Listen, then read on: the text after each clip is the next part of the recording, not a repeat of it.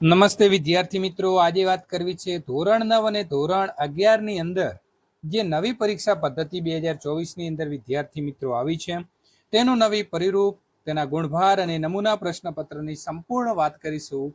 કયા કયા વિષયની અંદર આપણા જે નવા પરિરૂપ આવ્યા છે તેની પણ સમજૂતી મેળવીશું.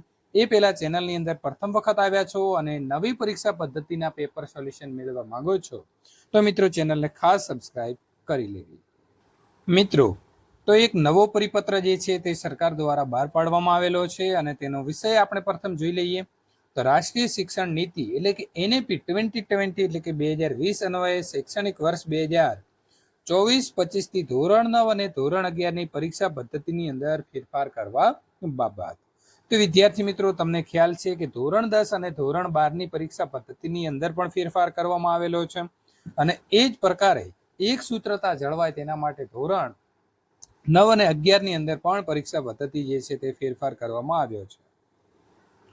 હવે આપણે વાત કરીશું ધોરણ 9 અને ધોરણ 11 ના તમામે તમામ પ્રવાહ, તેની સાથે સંસ્કૃત પ્રથમા અને મધ્યમાના જે છે તે પણ ધોરણો લઈ લેવામાં આવ્યા છે.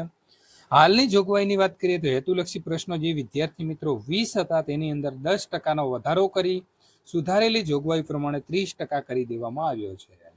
જ્યારે વર્ણાત્મક જે પ્રશ્નો 80% હતા તેમાં 10% ઘટાડી અને 70% કરી દેવામાં આવ્યો છે.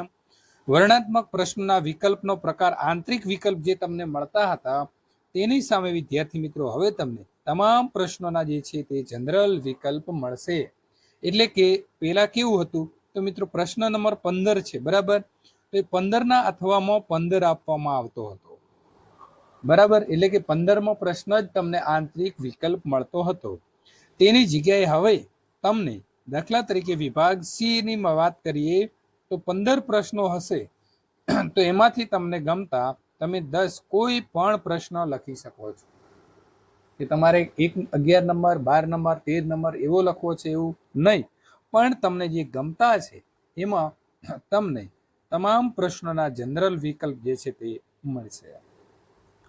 હવે આપણે વાત કરીશું કે આજે તજજ્ઞ દ્વારા તૈયાર કરવામાં આવેલા નીચેના પ્રશ્નપત્રોના પરિરૂપ, ગુણભાર અને નમૂનાના પ્રશ્નો આ સાથે મોકલી આપવામાં આવેલા છે.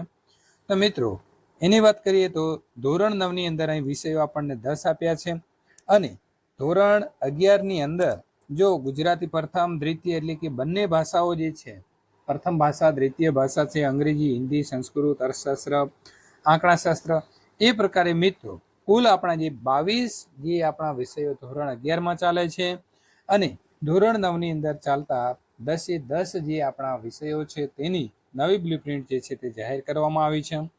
ધોરણ 9 અને 11 ના બાકીના રહેતા જે વિષયો છે, ઉત્તર બુનિયાદી શાળાઓના વિષયો છે, વોકેશનલ શિક્ષણના વિષયો છે તેમજ સંસ્કૃત પાઠશાળાના વિષયના પ્રશ્નપત્રનું પરિરૂપ હવે પછી તબક્કાવાર જે છે તે પ્રસિદ્ધ કરવામાં આવશે.